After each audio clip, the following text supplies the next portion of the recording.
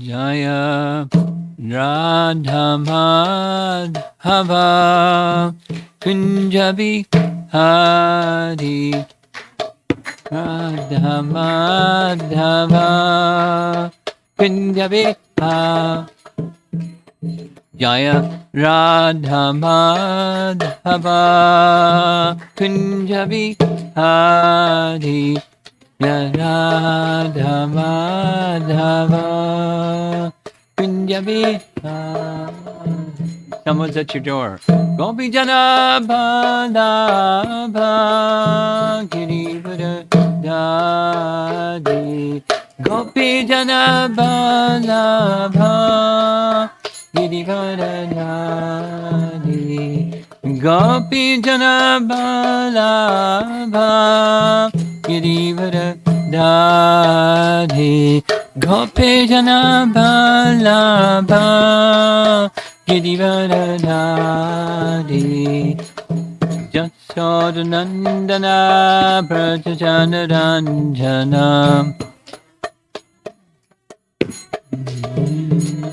Jasodanandana Prajajana Ranjana. Sadanan Prajajanadam Jamuna Tiravanam Chadi.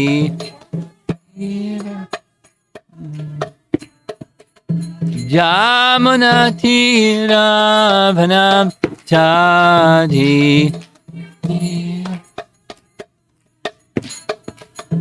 Jaya Radha Madhava Kunjabi Hari. Jaya Radha Madhava Kunjabi Hari.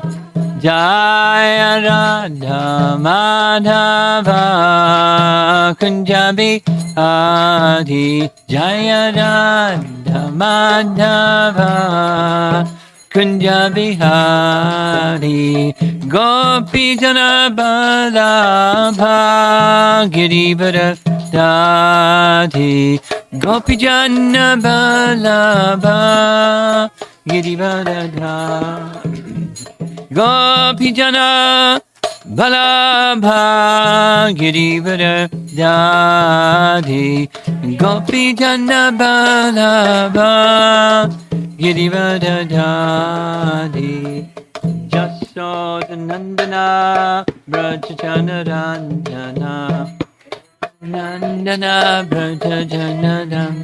Jasodanandana Brajajana Ranjana. Jamuna Tiravanam Chadi.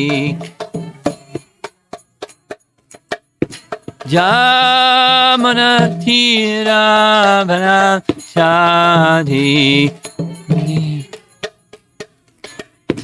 Jaya Radha Madhava Kunjabi Hari. Jaya Radha Madhava Kunjabi Hari.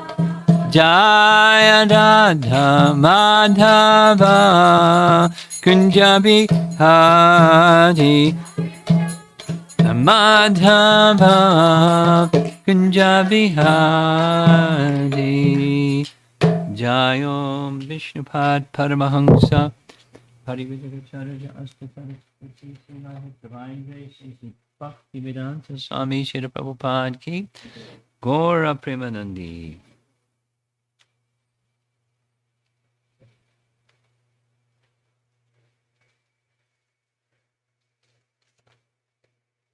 Beautiful altar, beautiful deities, and I think a nice topic for this evening.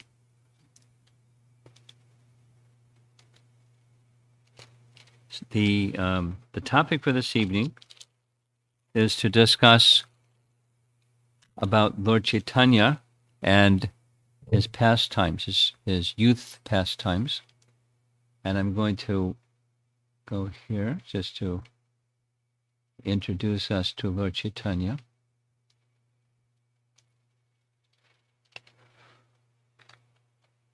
there's an image, a painting of Lord Chaitanya in his pastime of chanting the holy name. We'll hear some more about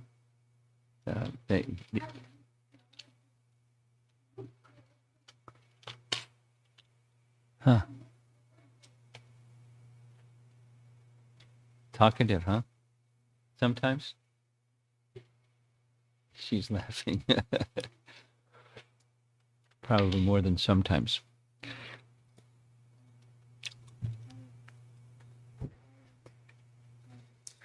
On our altar, we have beautiful Radha Krishna. There's a nice verse in one of the biographies, the books written about Lord Chaitanya's life, has one of these very nice verses in Sanskrit. I'll say it slowly.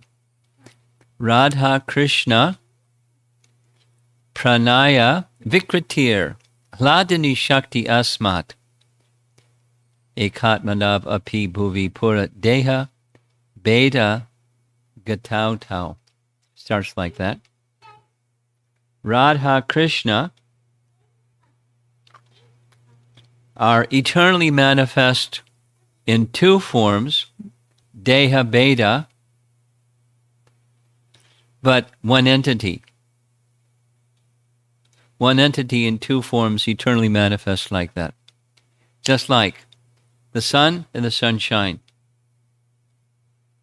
The sun and the sunshine. One entity. But there's the shine, just like the sun hasn't set yet, so the light is coming in the room. But the sun isn't in the room, because if the sun was in the room, we'd burst into flames. But there isn't separation between the sun and the sunshine. No such thing. Shine without sun or sun without shine. They're inseparable. Same. Radha Krishna, eternally manifest in two forms, but one entity. And one of those entities is the shine, or the Hladini Shakti Asmat. And then there's the Shaktiman, the possessor of the Shakti. That's clear, right? Eternally Radha Krishna. And when that one entity, instead of manifesting in two forms, is manifest in one form, that's Lord Chaitanya. Lord Chaitanya is Krishna himself, who is manifesting the mood or bhava of Radha. Radha bhava jyoti suvalitam naumi Krishna sarupam. He's manifesting the bhava of Radha and the luster or duty of Radha. So golden, therefore his name is Gauranga, golden limbs. In the mood of Radha, Krishna is wanting to experience, it's esoteric, but he wants to, here's a question. Is there something that Krishna can't do?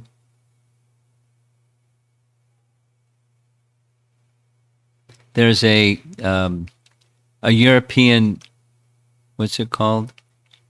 A stump the Swami question, a paradox. It's called the stone paradox. Listen carefully. Can God create something so heavy he cannot lift it? It's a trick question. It's a semantic question, because if you say, no, he can't create something he can't lift, he can lift anything, then there's something he can't do. He can't create a stone so heavy he can't lift it.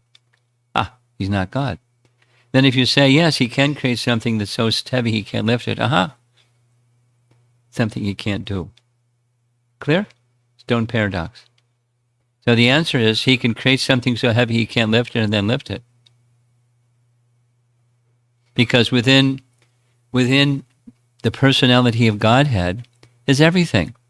The ability to not do and the ability to do. He can be inside everything and outside everything. You follow.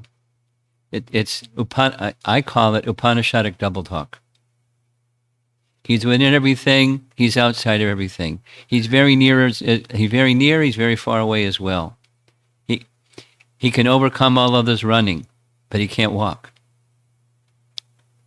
These are Upanishadic statements. Bigger than the biggest and smaller than the smallest at the same time. So that is to say, within that which is the source of everything, all contradictions, everything exists, and he harmonizes those contradictions by his inconceivable potency. He can simultaneously be everywhere, just like Mother Jasoda, looking inside Krishna's mouth to see if he's eaten dirt. You know the pastime, right? Yes. So what did she see? She saw the entire creation, universe, within his mouth, and there he is. It's called Madhyam Rupa. He has a medium-sized form or human-sized form. And he's on her lap, and she's looking inside his mouth, and she sees the universe within his mouth. That means she's holding the universe in her lap, because she's holding Krishna in her lap.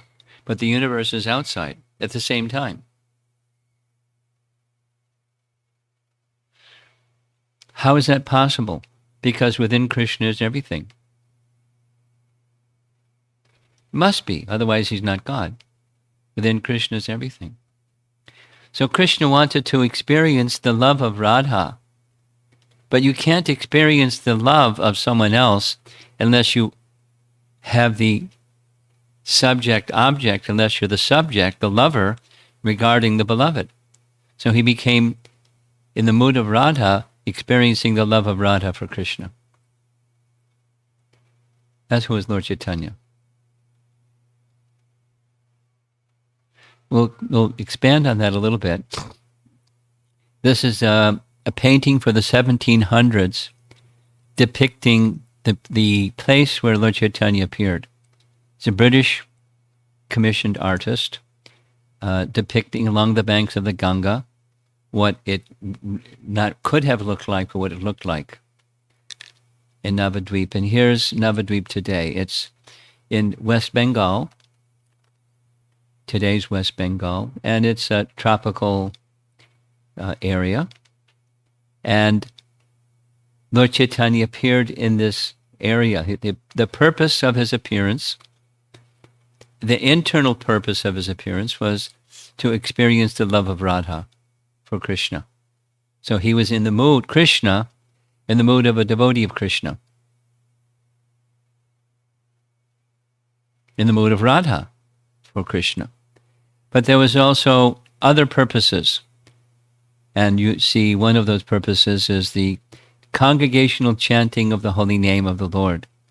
He appeared by the call of Advaita Acharya, who is pictured here, a very elder Vaishnav, who knew from scripture how to invoke the presence of God, according to the scripture, offering to his Shalagram Shila water from the Ganges and tulsi leaves. He called out loudly the name of the Supreme Lord with the desire for him to appear.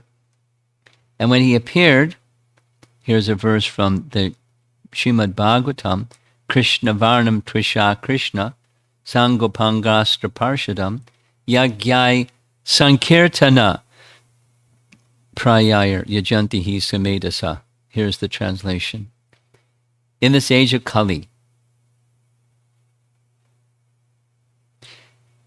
intelligent Sumedha, intelligent persons, perform the congregational chanting to worship the incarnation of Godhead, who constantly sings the name of Krishna. Although his complexion is not blackish, he is Krishna himself. He's golden, but he's Krishna himself. Now Krishna is Shyam Sundar, but Gauranga is not blackish. He's golden in complexion. He's accompanied by his associates, servants, weapons, and confidential companions. This is from the 11th canto of the Bhagavatam. So that was a purpose, to inaugurate the Yuga Dharma, or the means for achieving spiritual perfection in this age, the congregational chanting of the holy name, along with his associates pictured here. So this was in Navadvip. Later he shifted after he took sannyas, to Jagannath Puri, as you see in the background, where he continued his Sankirtan pastimes. So according to the Vedas, there's 4 yugas, or ages of mankind. And in the Satya Yuga, dhyayate, meditation, is the primary means for achieving spiritual perfection. The next yuga, where Ramachandra appeared, was Yagya, Treta Yuga. And the following yuga, when Krishna appeared, Archana, or deity worship. And in this Kali Yuga, the chanting of the holy name, whether using japa, like you see here, or the congregational chanting. When Lord Chaitanya appeared, there were some principal associates who assisted him. One of them was named Rupa Goswami.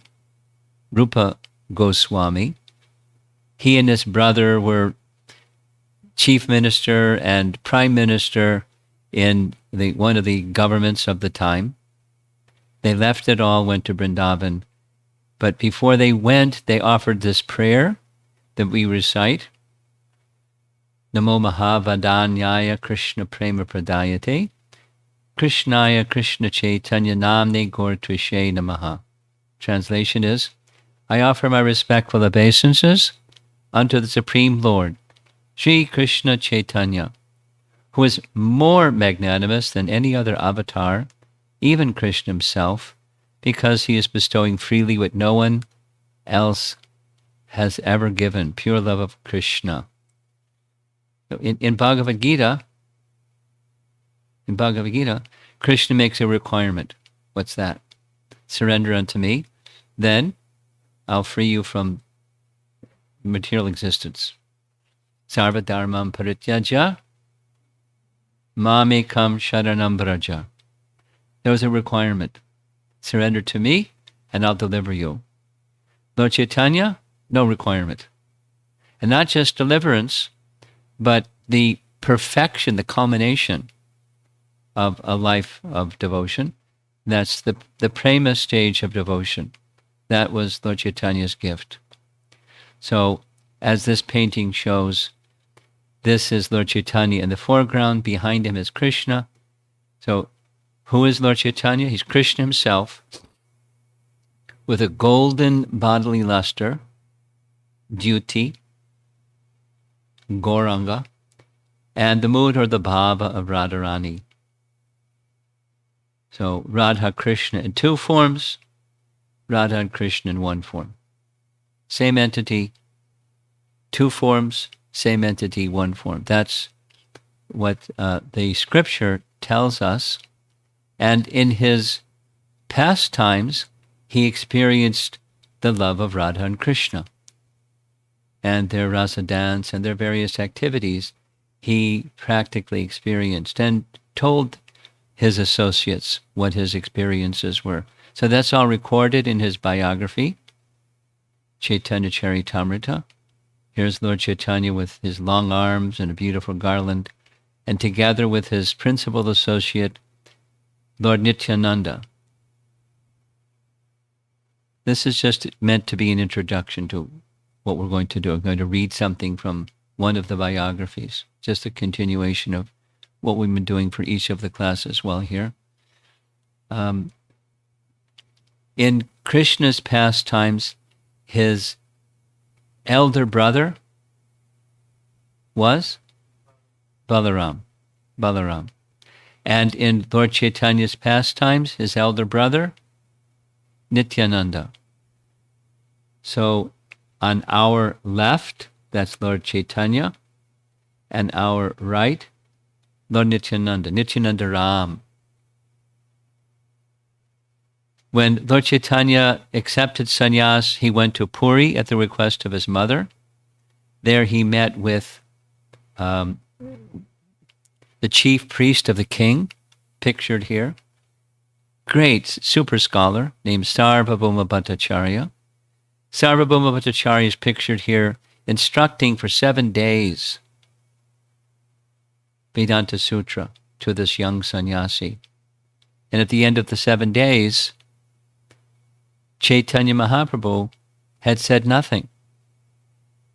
So the elder Sarvabhauma wanted to know, are you understanding or not understanding? You don't say anything, so I don't know. And Lord Chaitanya said, well, I understand Vedanta Sutra, but your explanation makes everything very confused. So in the course of giving his, well, if you understand Vedanta Sutra, you explain. He explained so simply that Sarvabhauma Bhattacharya was astonished. He said, I've never heard anything like this before. This is wonderful. They discussed some other scriptures, and eventually Lord Chaitanya then manifested what's called a sadbhuj, or form of himself, as well as Radha Krishna and Lord Ramachandra. It's called sadbhuj, 6-armed form. You see his danda and water pot. That's Lord Chaitanya. Krishna, of course, holding his flute. That's other two hands. And Ramachandra, bow and arrows, meaning the same Supreme Lord Ram, same Supreme Lord Krishna is the same Supreme Lord Chaitanya Mahaprabhu. He showed him that form. That's described in the same literature that we're going to be reading from at a later stage.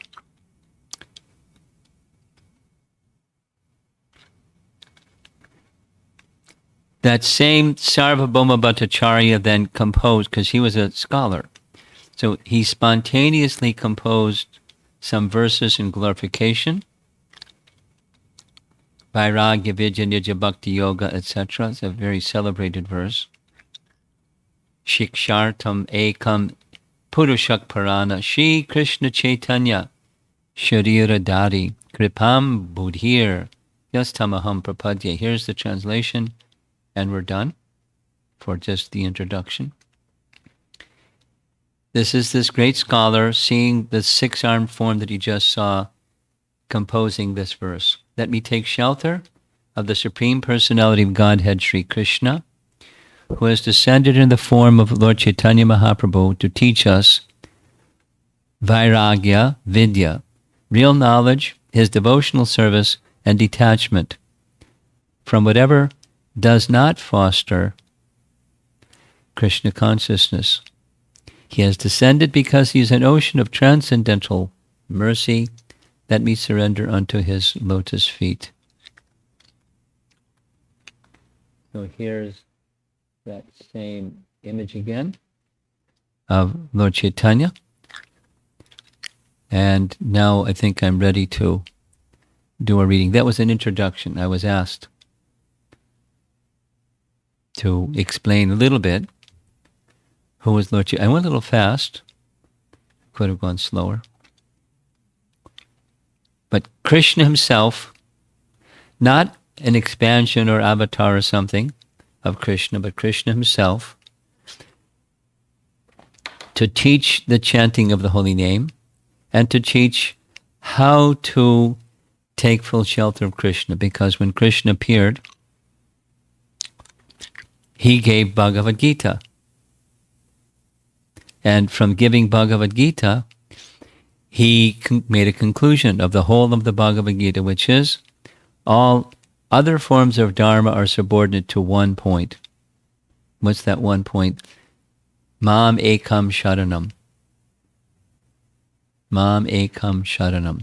Take shelter of me alone. Mam ekam sharanam. So Krishna understood most people in this age of Kali, they're really not going to know how to do that. So I better send some message so they can learn how to do that. And that message he delivered himself in a life of devotion to Krishna. So we're going to be reading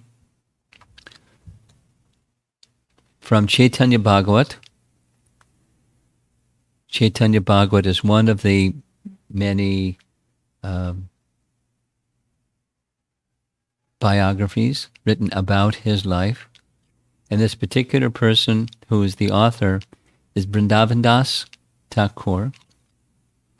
And he's describing the childhood, and now he's in the youth pastimes. Lord Chaitanya is Krishna himself. So just like we know Narayana has his internal potency counterparts, Shri and Bhu and Nila. Yes? And Shri and Bhu, they're manifest in his pastimes as consorts or wives who, and we're in the section now where he's marrying one of them. It's in the middle of his marriage ceremony. We took a little break. Got to be a long marriage ceremony. And let's see here.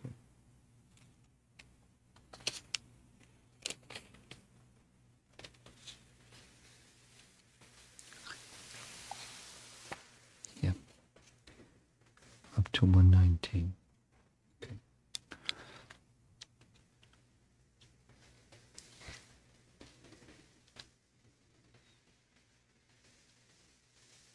There we go. So this is in the house of his wife-to-be, or actually his eternal consort, like the marriage of Sita and Ram. It's a big deal. It's a big, big festival. So this is a description of that marriage. Meanwhile, in great happiness at the house of Vishnupriya, her mother performed the various rituals in current practice. As the Raja Pandit joyfully gave all his various possessions in charity, he floated in an ocean of bliss. After completing all the prescribed rituals, Sri Gaura-Sundar sat down and relaxed for a while. Gaura-Sundara, that's one of the names of Lord Chaitanya. Gaura Sundara, instead of Shama Sundara. Gaura-Sundara. Thereafter, the Lord humbly satisfied all the brahmanas with foodstuffs and cloth. The Lord respectfully gave everyone charity according to their qualification. All the brahmanas affectionately blessed Vishvambar, that's a name that he was given at his birth, one who maintains the universe, Vishvambar, and went inside his house to eat. As the afternoon approached, everyone began to dress the Lord. The Lord's beautiful limbs were smeared with sandalwood pulp, in which a guru had been mixed. His forehead was smeared with sandalwood paste in the shape of a half moon, and an enchanting tilak mark was drawn through it with a guru. He wore a wonderful crown on his head, and fragrant flower garlands covered his body. He wore fine yellow cloth with 3 corners tucked in, and his beautiful eyes were decorated with cudgel. Durva grass was tied with a thread around his right wrist, and he held a mirror and a fresh banana leaf in his hands. His ears were adorned with golden earrings, and his arms were decorated with various jeweled armlets. In this way, everyone joyfully decorated the Lord's limbs with appropriate items. On seeing the beautifully decorated form of the Lord, all the assembled men and women were overwhelmed and forgot themselves. At mid-afternoon, everyone said, "Now let us begin our auspicious journey. We will pass through the streets of Navadvip for a few hours and arrive at the bride's house right at dusk." At that time, now there's a person who was the benefactor. He was sponsoring, paying for all the expenses, because at this time, Nimai Pandit's father was deceased, and the girl who was to marry didn't have abundant wealth, the family didn't have abundant wealth. So someone volunteered, I'd like to sponsor and have this a wedding no one's going to forget. It should be like Sita and Ram's wedding. So his name is Buddhimanta Khan. He happily brought an exquisite palanquin for the Lord. Musical instruments and singing created a tumult. While the Brahmanas chanted auspicious Vedic mantras, professional blessers began to recite various prayers. The whole scene appeared as if bliss personified had advented. Lord Gauranga circumambulated his mother and offered obeisances to the Brahmanas. Then as he got into the palanquin, auspicious signs of Jai, Jai were heard in all directions. As the women joined in with the sound of Ulu Dvani, in Bengal they have this way of making a sound, making their tongue go back and forth real fast. Something like that. Oh, it gets really loud. Nothing other than auspicious vibrations could be heard. The Lord's procession first proceeded to the bank of the Ganges, where the half moon was seen overhead. Thousands of lamps were lit, and various fireworks were set off. I didn't know they had fireworks at that time. The procession was led by Buddhimanta Khan's infantry, followed by the city tax collectors. They in turn were followed by people carrying various colored flags. Next came a group of jesters who dressed in various costumes. They were followed by diverse groups of dancers who danced jubilantly. Various musical instruments were played like, there's a whole bunch of musical instrument names. Who can name all the instruments that were played? Millions of children danced along with the music while the Lord watched and smiled. What to speak of the children, even the learned scholars gave up their inhibitions and danced. As they arrived at the bank of the Ganges, they sang, danced, and played musical instruments for some time. They showered flowers on the Ganges and offered her obeisances. Then they proceeded to happily move through the streets of Navadvip. Everyone was astonished to see the extraordinary marriage procession. They remarked, "We've seen large marriages in the past, but we've never seen anything as opulent as this." The pious men and women of Nadia, who saw the Lord's marriage procession, all floated in an ocean of bliss. Those Brahmanas who had beautiful daughters at home simply lamented, "We are most unfortunate, so how could we marry our daughters to such a boy?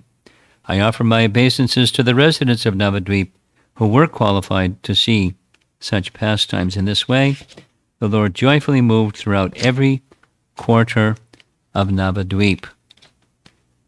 I hope you don't mind hearing about somebody else's wedding. It's kind of long. Then at dusk, the procession arrived at the house of Sanatana Mishra. That's the girl's father's name.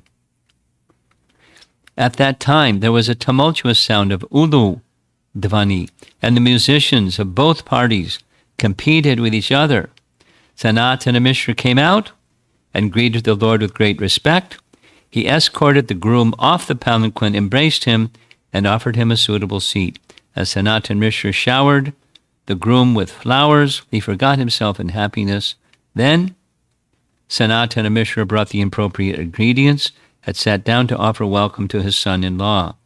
He duly performed so this is, in case you want to have a fantastic wedding ceremony in Bengal, now you know how to do it, because it gives all the steps.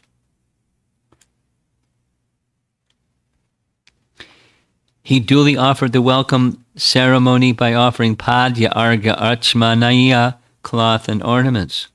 Then Sanatana Mishra's wife and other ladies also welcomed the groom according to prescribed regulations. She first placed durva grass and rice paddy on the head of the Lord.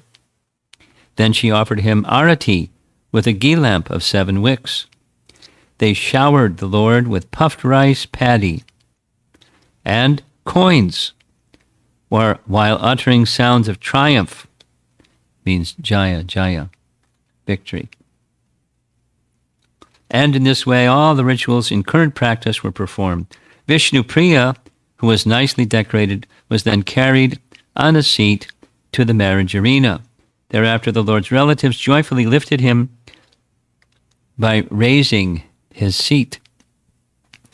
Following current practice, the Lord was blindfolded with a cloth, and the bride was made to circumambulate him 7 times. After circumambulating, Vishnupriya came before the Lord and offered him obeisances. All the ladies then showered flowers on the couple, and the 2 groups of musicians began to play. As the men and women all offered loud praise from all sides, it appeared as though the personification of happiness had incarnated there. The Universal Mother, Vishnupriya, then offered a flower garland to the Lord and surrendered herself at his lotus feet. Then Lord Gaura-Chandra sweetly smiled as he offered a flowered garland to Vishnupriya. Thereafter, Lakshmi and Narayan happily showered flowers on each other. So now he's directly calling them by that name. Unseen by common people, the demigods headed by Brahma joyfully showered flowers on the couple. Then the associates of the bride lifted her, and the associates of the groom lifted him in a joyous competition over who could lift higher. Sounds dangerous. One moment the associates of the Lord would win, and next moment the associates of Vishnupriya would win. The people would smile as they informed the Lord, who was still blindfolded. How did he offer a garland when he was still blindfolded? Of the results. The Lord smiled sweetly in reciprocation. In this way, everyone there floated in an ocean of ecstasy. Thousands of torches illuminated the arena, and nothing could be heard other than singing and the playing of musical instruments all the time. At the time when the bride and groom exchanged glances, the tumultuous sound of music filled the entire universe. After exchanging glances, Sri Gaurasundara sat down with Vishnupriya. At that time, the ecstatic Sanatan Mishra sat down to offer his daughter in marriage. Following the Vedic injunction, Sanatana Mishra offered the Lord Padya Argya and Achmaniya. He then chanted the prescribed mantras for giving his daughter in marriage. With the desire to please Lord Vishnu, Sanatan Mishra then offered his daughter into the sacred hands of the Lord. He thereafter joyfully gave cows, land, bedding, servants, and maidservants to the couple. Sanatan Mishra invited Vishnupriya to sit on the Lord's left side and then began to perform the fire sacrifice. That's like Radha's on the left side of Krishna. After performing the rituals prescribed by the Vedas and local custom, Sanatan Mishra took the couple inside the house. Vaikuntha manifested in the house of Sanatan Mishra. Finally, they all sat to take their meal. After taking the meal, the Supreme Lord and his wife joyfully spent the auspicious night together.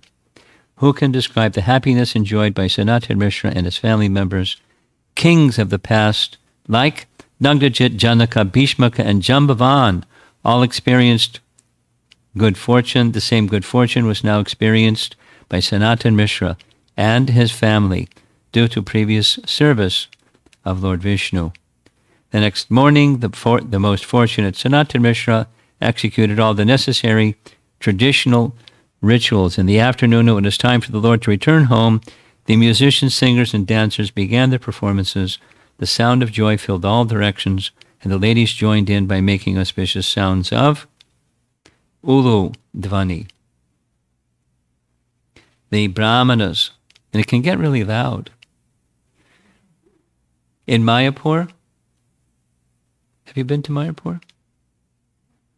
Mayapur is the birthplace of Chaitanya Mahaprabhu. And in our ISKCON temple, there's the deity of Radha Madhava and the Ashtasakis on either side. And when it's time for Mangal Arati to begin, there's big wooden doors, and they slide the big wooden doors this direction, that direction. There's still a curtain. They wiggle the curtain, blow the conch, and then that's the cue for the ladies to do their thing. And it's really loud. It's practically as loud as the conch shell, because they and have powerful lungs, I guess. And it's a very auspicious sound, somehow.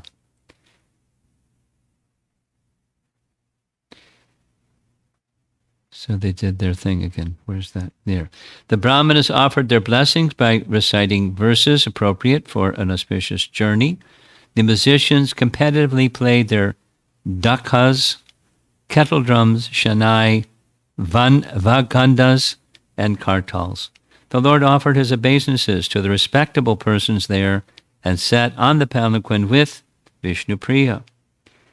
Then the best of the Brahmanas departed along with his associates, with everyone chanting, Hare, Hare.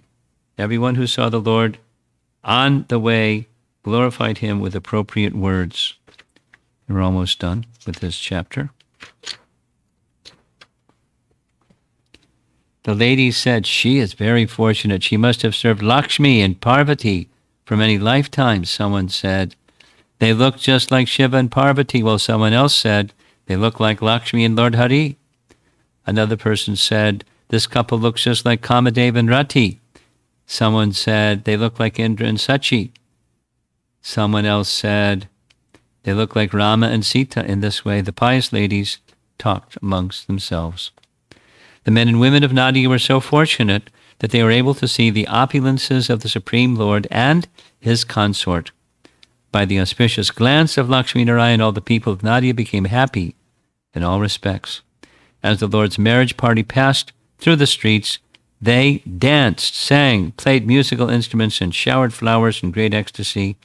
At the auspicious moment, the Lord and Vishnupriya arrived home in a merry mood. Thereupon, Mother Sachi and other chaste women joyfully welcomed their daughter-in-law home. As Lakshmi Narayan sat inside the house, the whole house was filled with sounds of joy. The ecstasy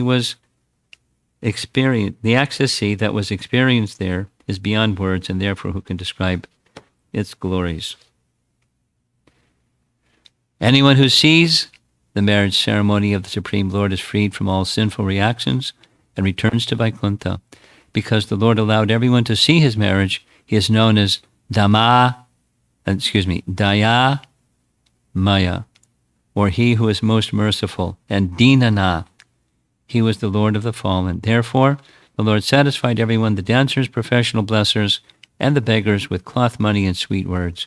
The Lord also happily gave cloth to each of the Brahmanas' relatives and friends.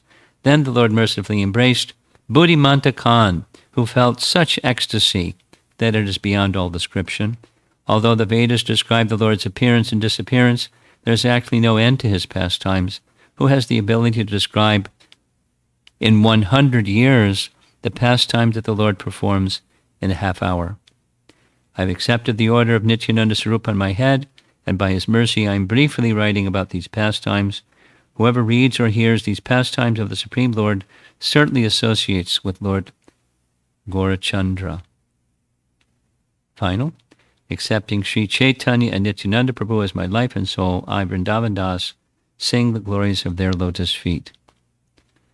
And the marriage is now over.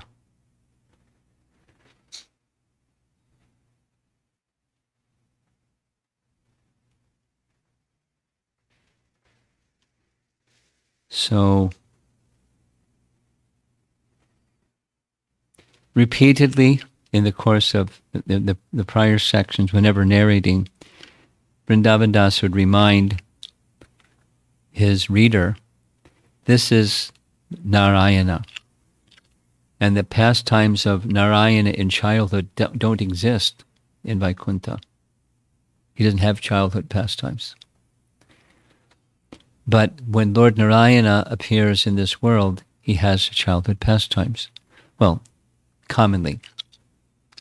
Sometimes the Supreme Lord appears from a pillar or other unusual ways he makes appearance. He doesn't need a mother and father.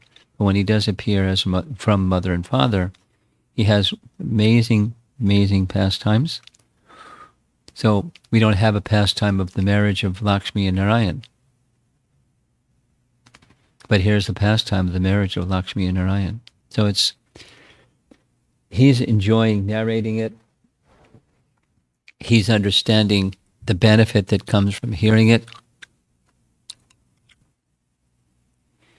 Because it's like hearing the chanting of the holy name, because within the holy name, Krishna is there in his fullness. That's one of the teachings of Padma Purana. Abhinatvam nama namino. There's a non-difference between the name and the person named. There's non-difference between the person and his pastimes. So hearing the pastimes, it's like churning nectar. And that nectar has a spiritualizing influence on consciousness. So just like the deity form, there's the name form, Namarupa, and there's the form of the scripture. According to Padma Purana, the Srimad Bhagavatam, for example, is a literary form of the Lord. So the pastimes are like that. They have special potency. Two main things: they cleanse the heart, and they stimulate ecstatic love that's dormant within, kind of like sprouting a seed. And when a seed is sprouted, the life that's inside the seed comes out. So that's what's the practical fruit or outcome of hearing these nice pastimes.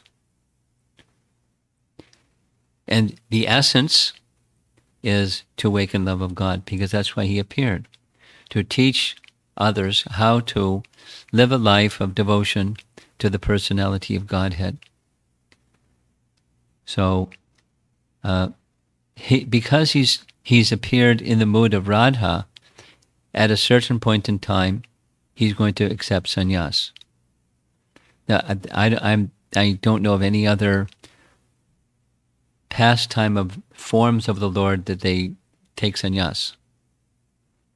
But it's to go more deeply into the mood of Radha and Radha's love for Krishna. That's why he does that, one of the main reasons. Also to propagate the Sankirtan, he does that in the mood of a sannyasi, giving teachings and giving the name and giving love of God.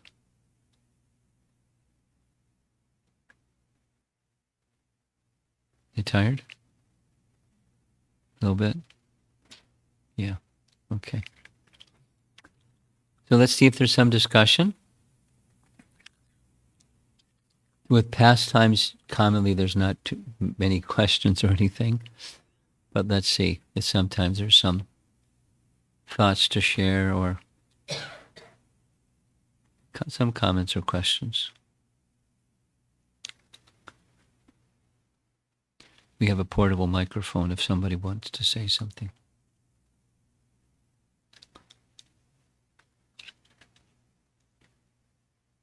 Yes, behind you.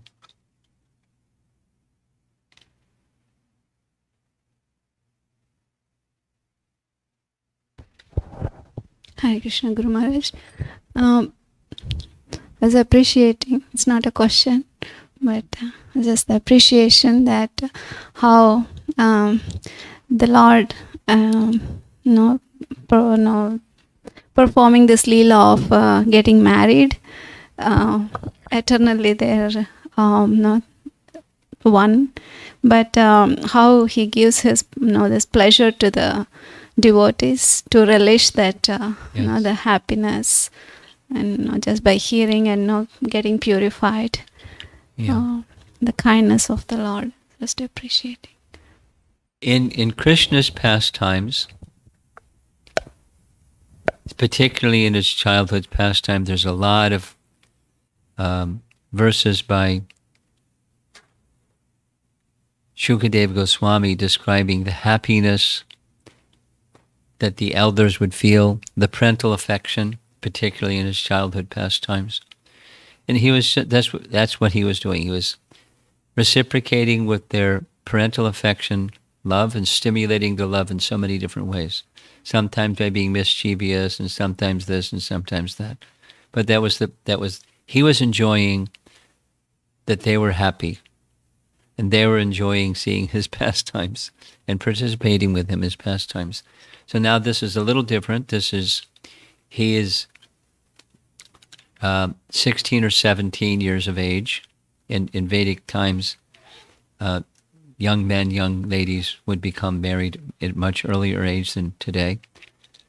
And they were enjoying. Now, in the world, parental affection is natural, even if you don't have Krishna as your son. And that parental affection towards small children is there because it's there in the personality of Godhead and his associates. So what to speak of when it's the real thing or the original thing? Similarly with weddings, people like weddings. Many people like weddings. So what's the happiness? It's a spiritual happiness. It's not just in the music and the dance and the festivities and the color and the gift giving and Brahmins chanting and all of that. This is the personality of Godhead. So it's giving spiritual delight.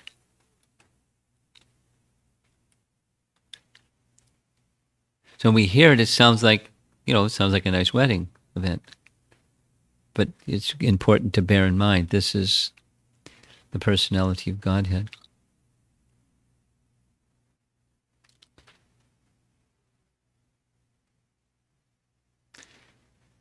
Okay. Anything else?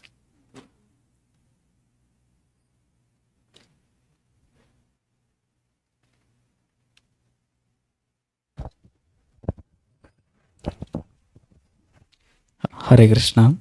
This question is out of ignorance. Krishna is the Supreme Personality of Godhead. So why he did not rule the entire world? Why he did not what? Why he did not rule the entire world? Rule the entire world. Yeah. And why he acted like an influential person and he befriended only few famous kings in the history? Why historians of the entire world not knowing about him? Why other religions popped up? In addition to that, we know that Krishna is omnipresent and omniscient, and moreover, when he is able to take his transformation into several unique personalities in order to manage his 16,000 wives plus, why he did not simulate himself in the same way across the globe? Why did he not do what? He did not simulate himself across... Simulate? Yes. Simulate. Yeah. Means why he did not show up through the entire world? Okay, you're throwing 16 balls at me at once, and I can't catch Oh, all no. 16. 16,000 wives. No, but I'm saying you got multiple questions. Oh, And yeah. each one of the questions is a ball, and I have to catch the ball, and then you're throwing another one, you're throwing another one. Oh, yeah. So... My hands are full of trying to catch the ones I didn't even catch. Yeah. Okay. Pick the top three, and let's go with those. Sure. We know that Krishna is the Supreme Personality of the Godhead. Why he did not rule the entire world? Okay, let's just do one. That's for starters. Let's step back from that question and ask, why creation? Because if you have the answer to that question, you have the answer to your question. So why creation? Well, there's two main reasons.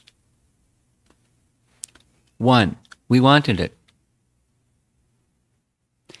And the Lord reciprocates with the desires of living entities. Now, we wanted enjoyment separate from Krishna, but is there such a thing? Is there such a thing as pleasure apart from the source of all pleasure? No. Therefore, the world is an illusory place. That's the second reason. The house of correction. House of correction. House of correction? It's like, prison. That's a nice euphemistic way they sometimes call prisons. A house of correction. Okay. Because people are criminals. And they just, don't just throw them in jail. They want to correct them so they can become free and good citizens.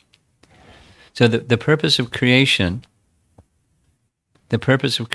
is to facilitate living entities' desire to enjoy separately from God, although they can't. But they desire it, and so there's creation. Now, let's go to your question.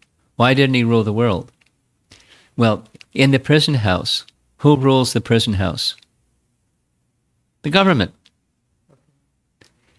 The persons that are in this world, they're ruled by the creator of the prison house. Now, Durga, she's the prison warden, but she acts under the direction of the government, ultimately Krishna. So he rules the world, but there are people that are criminals or, rebellious, let's say that, to be a little softer, rebellious. So he gives them a place where the rebellious people can live. And then there are those that aren't rebellious, the good citizens.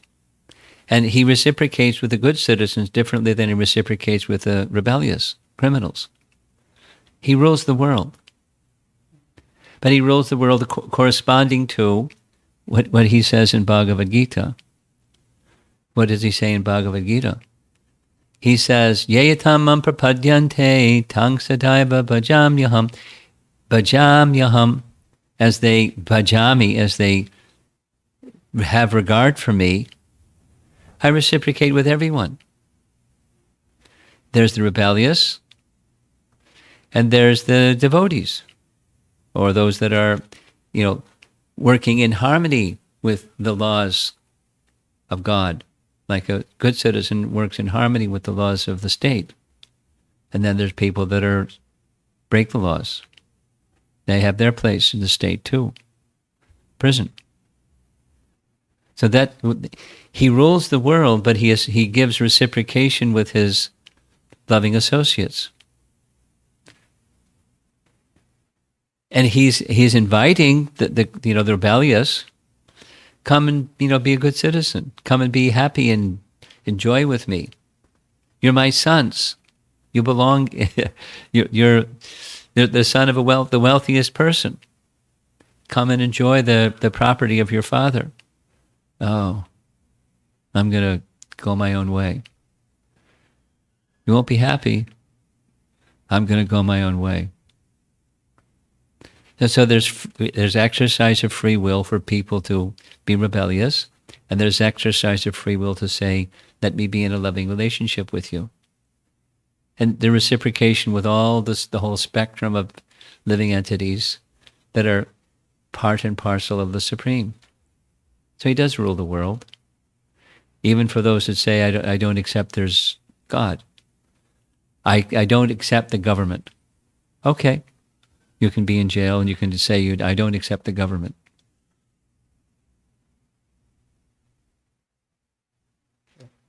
Okay, next question. Yeah. Why historians of the entire world not knowing about him? Why other religions came up? Why many religions come up? Yeah, right. Okay, well, that's a nice question. Now, let me ask you a question. What's the essence of all Dharma? Answer. I just stated it in Bhagavad Gita 1866. Mam ekam sharanam. So let's say this religion, that, whatever it is, what's the goal? What's the according to the Bhagavatam, the perfection or culmination is to achieve love of God. The culmination of perfection is to achieve love of God.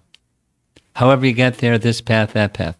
So why are there varieties? It has to do with the same reason there's varieties of life. It has to do with guna and karma. Why there's so many species, and even within species, so many varieties, and guna and karma. Religion is one. Love of God. The culmination. The mature fruit. Love of God. You can take different shapes and names and isms and things, and procedures and rituals and culture and language and time and place. The essence, and there's stages to reach that essence. But it's guna and karma. So some persons are here in their karma, and some persons are there in their guna, and some persons. So the shapes and sizes and the varieties are many, having to do with guna and karma, but the essence is one. Real religion is mamekam sharanam. It has nothing to do with isms. It just has to do with essences. Then you start mixing in guna and karma, and you get varieties. Then you start getting people thinking my religion is better than your religion, and you have fights, isms, and groupism, and so forth. That has to do with false ego. That's me. I'm this religion. Oh, I'm that religion. I'm this color. I'm that color. I'm this language. I'm that culture. And that's the influence of false ego. But guna and karma that's why there's variety. But the real goal is, the real essence is one thing. And the time factor, over time, the one thing becomes, mixed up. Therefore, commonly, historically, some great personality needs to come to kind of put things back in order, because it gets out of order sometimes. Over passage of time. Time destroys everything. Bhagavad Gita. Kalos me. And your third question? Essence? Yeah. As we know that Krishna is everywhere.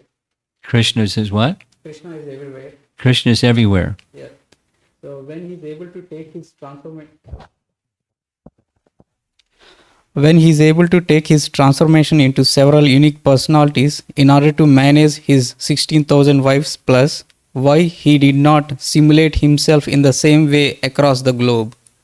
Oh, the same answer as the first question. He's where his devotees are.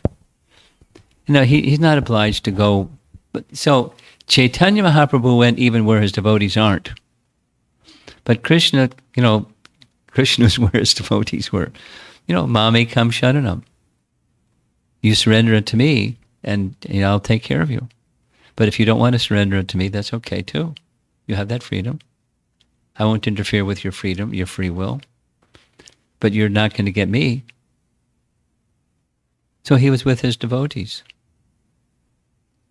Largely. And then there were some people that were on the opposite end, like they wanted to kill Krishna or compete with Krishna or something. So, he dealt with those people. Okay? Thank you. Sure.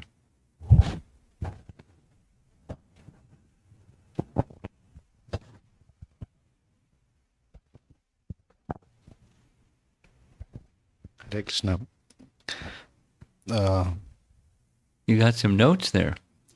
Yeah, but I think couple of questions you already answered. Okay.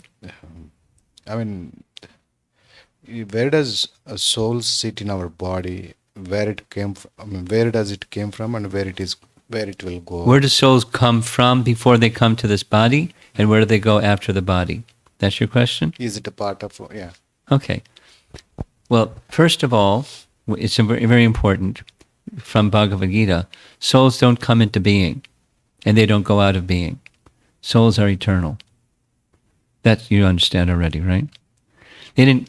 So where we were before this body was we were in some other body, and where we're going after this body, unless we achieve liberation, we're going to another body, and which body we're going to depends on guna and karma.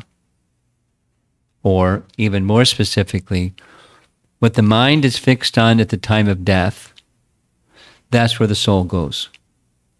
And where the mind is fixed on, it has everything to do with guna and karma. In the course of our lives, today, now, this lifetime, we're determining our next body by the involvement with guna and karma. And guna and karma, influencing the mind, will carry you to the next life form. And we don't know, because we're not so familiar with the laws of, karma. We have an idea. We're not, the details is very, very complex. But there are those that do know, and that's the devas, and they determine. Under Krishna's direction, they have some rules they have to abide by, and they determine where the soul is going. The general principle is right in Bhagavad Gita. Those in the mode of goodness, they go up. Urdvam gachanti sattvasta. Urdvam gachanti sattvasta. Madhye tishtanti rajasa. Adho gachanti tamasa. Modes of nature. Up, middle, down. But so it depends on how we live our lives now, the modes of nature that we associate, and the karma that we accrue. It's going to determine the next destination. And even in those upper, middle, and lower positions, so much variety. It's very, very, very specific. We do have only one mother and father, and we're going to have one mother and father. Unless, that very special opportunity comes, Chaktva deham purnar janma na. When you give up your body, no more repeated birth and death. And the requirement for that is in Bhagavad Gita, understanding that the transcendental nature of Krishna's janma and his activity. Right in Bhagavad Gita, then no more material bodies. Finished. Cycle of birth and death is over. So where was the soul before? Some other body, we don't know. Somewhere it's known, but we don't know. Some people have the ability to remember their previous lives. Most people don't. That understanding comes from Super Soul. That's in Bhagavad Gita. 15:15 Bhagavad Gita. Krishna gives that remembrance to some people and forgetfulness to most people. But where the soul was in some previous body, with some mother and father, not even necessarily human form. And then this, and then next. Transmigration. How do I know whatever I believe is right without experiencing it? How do you know whatever I believe is right? What you believe is right? Without experiencing it, okay. How to experience it? That's a good question. Here's a really nice answer. According to the Vedas, there are 3 primary pramanas, or means of knowing something. One of them is what you're just saying, direct experience. That's pratyaksha. You through your senses, you can experience something. There's another way of knowing things. Another way of knowing things is by inference or logic. Then there's a third means of knowing things, and that's by shabda. By authoritative source you can hear, and then you can know. Your sense perception, let's go through those 3 again. Sense perception, reason and logic, and hearing from some authoritative source.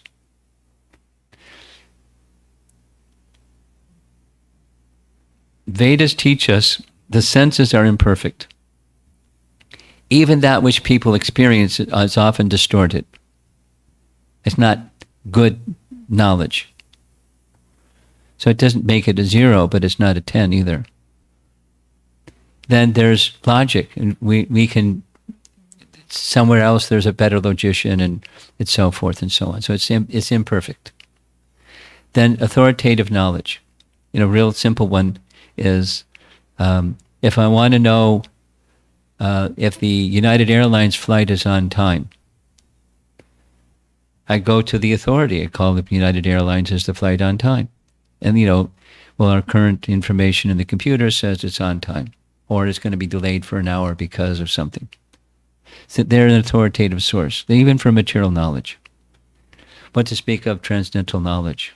So the way to know something has those three primary sources, and the best of them is through authoritative knowledge. Just by hearing. When you have, in fact, an authoritative source. You don't go ask the gas station attendant, is the United Airlines flight going to be on time? You ask United Airlines agent, and they'll tell you. So when you want to know the answer to, like the question you just asked, there's those same three sources. And the best way to know is through the pramana, or the evidence of shabda, or aparusheya shabda, through beyond the fallibilities of human defects. The perfect person, that's God. So we know that the best way to know things is through God-given scripture, or the Vedas, or Shabda Pramana. And we can know. And it's infallible. Now, your statement is, if I can know it, if I can experience it. And if I can't experience it, how can I know it? And my answer is, you can know it through authoritative source. Because all of this is beyond our memory, and it's beyond our perception. Even the existence of the soul is beyond our perception. We can reason about it, but we can't perceive it. But you can know it, according to what Krishna says in Bhagavad Gita. You can directly experience pratyaksha avagamam dharmyam susukam kartam avyam. Chapter 9 Bhagavad Gita. You can directly perceive the soul through the eye, or the lens of knowledge. There's a stage of spiritual, okay, that's a nice thing to say. Is it true? Can you experience direct perception of the self through the lens of knowledge? Yes, but you don't know that till you experience it. There's some faith, but if you follow the process, you can experience it. Just like I can experience if the United Airlines agent says it's on time and I get to the airport and it's on time. Okay, they were right. They're authorized to tell me that is it on time or delayed, etc. Now I'm experiencing if it's on time or not through my senses, or I can. There's consciousness is the seat of awareness, and consciousness can then verify by your direct experience about the soul's presence within the body. It can reason, it makes sense to me, I believe it, but then you can directly experience it through knowledge and detachment. That's Bhagavad Gita's message. Pratyaksha means direct sense perception. Beyond doubt. Maybe not. Knowledge can carry you beyond doubt when it's valid. Not, wishful thinking, but valid, substantive knowledge coming from a perfect person you can directly experience. And you can progressively experience as you're getting closer to that realization.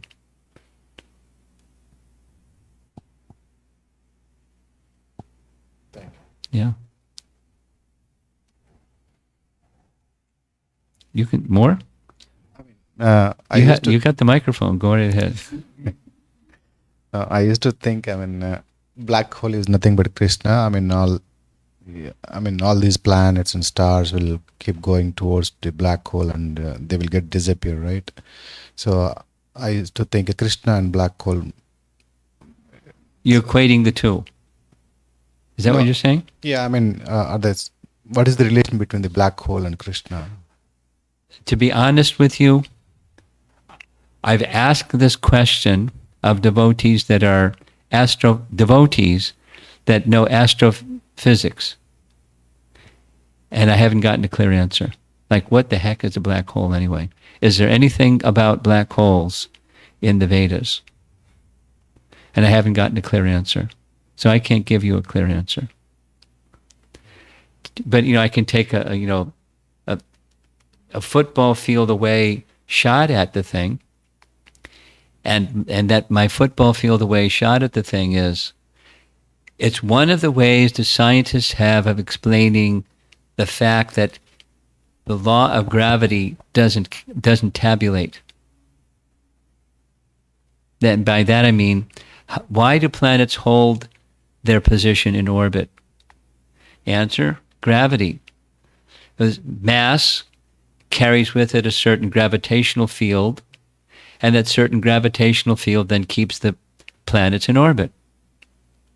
There's a problem with that model. About 90% of the mass is missing to make that calculation work. Really practical solution. Just, black holes, mass disappears in the black hole and you can't see it. So you can't tabulate the mass that's in the universe to keep the planets floating in their orbits. Now, one might think maybe you have to look at the model. Maybe the model of the way the planets stay in orbit is something other than gravitational field, corresponding with mass of bodies of planets. That would, to me, make sense. So, I don't know much about black holes. Maybe that's a field that you have knowledge about, or even professionally, or just you've read about it and you're kind of curious about it. There's probably something that they're observing, that their sense perception and their logic is fallible. They're reaching conclusions that are something other than that is what's going on. That's my, football field away shot at the thing. Because, science keeps changing, doesn't it? So what's today's a black hole, yesterday was something else, and tomorrow is going to be something else. And I have a science background. So I don't have a lot of regard for the capacity of science to explain things. They certainly can explain things. It's not a 0, not a 10 either. So I don't know the correlation between black holes and Krishna. I'm not even really sure what a black hole is, really. I don't know if they know either. They probably would say they know, but... Thank you. I've seen images of it. I've looked into it. There's, the Hubble telescope, and there's planets. Looks like it's going into this black hole. Now they found another one, and so on. Thank you. Sense perception and reason are fallible instruments to know anything.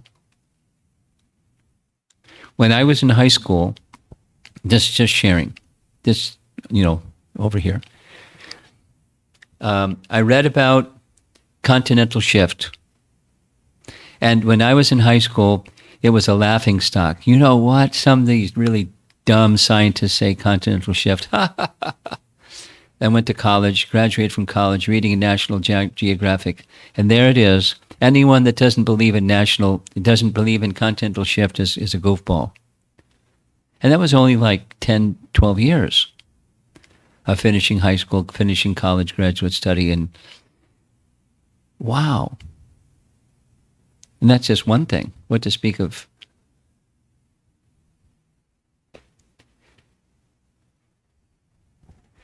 It's not a 0.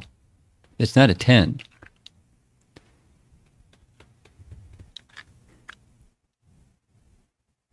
One more. Is our soul is a part of Krishna? Is our soul is a part of Krishna? Yes, exactly. How do you experience God? How? How do we experience God? Through bhakti, through serving Him. That's what Bhagavad Gita teaches. Then there isn't another way, specifically. Bhaktyamam abhijanati yavanyas chasmi tatvataha. In truth, one can know through bhakti. And bhakti means a relationship of loving service. It's going back to his question, why creation? If we leave aside our criminal mentality or rebellious mentality and align ourselves with a loving mood of service, Krishna will reveal himself to us. And if we're rebellious people, he has no obligation. Naham prakasha sarvasya yogamaya samavrata. I have no obligation to show myself to rebellious people. They can see him but not see him. But if we're going to have him revealed to us, it's through the relationship.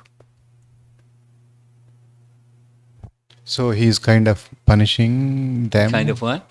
Kind of punishing them, whoever is not realizing it, or leaving them alone. Well, that's they may see him but not see him as he is. Let's just, like, I'm visiting your home for the first time. Yes? So now with your mask down, I can see your face. I know what you look like, but I don't know you. And we're having some exchange, so we're getting to know each other a little bit. But I bet your son and your wife know you really well because they live with you. And they'll know you. They'll know you because that closeness of doing things together. So knowing God, experiencing who God really is like that. It's the intimate service. Now, in the office, in your workplace or whatever it is, they know you as whatever, Mr. something. They may know you in an office space, but your family knows you in all regards because of the confidential dealings with you. They know what you're like in the office, and they know what you're like in the home. They know what you do with your discretionary time and what you like to eat and the whole thing. They know you. Knowing Krishna is like that. Loving service, you come to know him because he starts to reveal things to you. Like, the 16,000 wives, and why doesn't he show himself to everybody? Because they don't have that intimacy of love.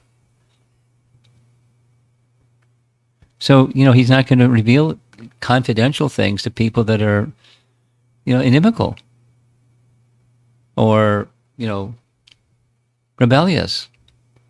He'll have some dealings. You have dealings with all kinds of people, but the close dealings are with those who are close to you. So Krishna's like that. He's loving. He has a relationship with everyone. But the intimacy of loving service is where you come to know him more and more fully. Yeah.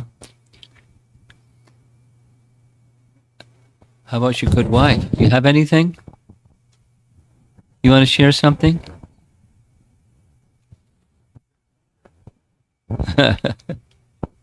Okay. No, we're you got one more. Sorry. Only one more, right? Yeah. Okay. So out of universe means if you look at the food, If you take food, yeah, right. It's about the non-vegetarian, vegetarian. So Yeah. God gifted with us means plenty of food through the vegetarian and non-vegetarian. So suppose I'm eating the non-vegetarian. Some people say that so in order to meet the God, so we should avoid the non-vegetarian. And since we are eating non-vegetarian, we are killing the innocent animals or whatever it may be. So it is also kind of a sin. So what do you say? We know that God created everything, every creature, and he also provided us chance to enjoy the other creature. Yeah. So why he did like that? Why he did like that? Yeah. This is the why creation question. Okay. It's the same question. Because there's rebellious people, and rebellious people say, you know what? It's all about me. And this makes me happy. I'm going to do it. Why? It makes me happy. That's why. Okay. But, wait a minute. It's all about making God happy. No. It's all about making me happy. That's called karma. No. And I take karmic responsibility for my conduct because it's all about me. And that's a law of nature. When one takes, so it's not, as far as veg, non-veg, here's Bhagavad Gita, here's our position. We only take things that are first offered to Krishna. It's right in Bhagavad Gita. Right in Bhagavad Gita. And you take foods that are non-veg or veg that are not offered to Krishna, and there's karmic bondage, even for veg. So what's the solution? Take those foods that Krishna says you offer to me, and I'll accept, and you'll sanctify your existence, you're karma-free. And it just so happens that things that Krishna accepts are in the category of veg. Patram, pushpam, palam, toyam. Fruit, flower, leaf, and water. Etc. Those categories. So there are things that are offerable to Krishna. We offer those to Krishna, and then you're karma-free. Now, supposing you say, look, it's all about me. It's not about Krishna, and I'm going to eat what I want. Okay. You have the facility. Eat what you want. And take on the karma. No, I don't want the karma. I just want to enjoy. Sorry, Charlie. You go in that direction, and you're held responsible according to the laws of karma. There's karma involved in vegetarian eating. It's lighter karma than the heavier karma, but there's karma. So what to do? Offer your food to Krishna. And Krishna won't accept, the non-veg things. So you offer the things that Krishna will accept. And offer them with love, not just because it's about your tongue and I like. It's about what does Krishna like. That's bhakti. That's back, to his question. How can you know Krishna? By a relationship of love. That's how you can know Krishna. Loving service. So we're not exactly, promoting vegetarianism. We're promoting Krishna prasadamism. Yeah. Offering things to Krishna. Yeah, right. Yeah? Yeah. Even water. Before you drink water, you think of Krishna and offer it to Krishna. Yeah. Yeah. Thank you, Prabhuji. Okay? Yeah. How about anybody else? No? Okay, up front, here we woke you up. Hare Krishna, Maharaj. My question was why was only Lord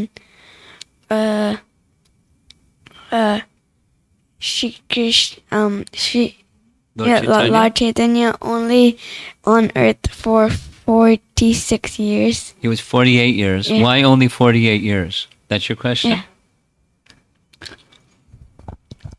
Well, we have to ask him. Because he could have been less and it could have been more, but it was 48. His purposes were fulfilled in that period of time. Shankaracharya was only 32 years. Right? You know who is Shankaracharya, right? You know who is Shankaracharya? No? He is another teacher, and he gave a different teaching, but he was he was in this world for 32 years. Buddha also was for a short period of time. So his purposes were fulfilled.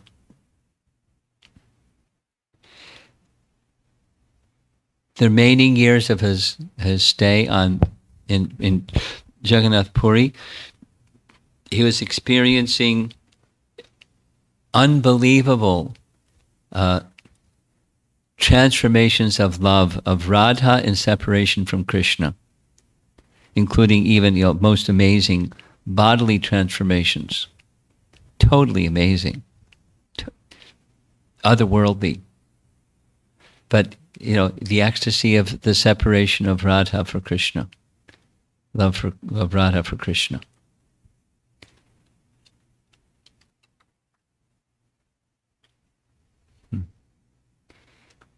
And he chose his departure. You know how he departed?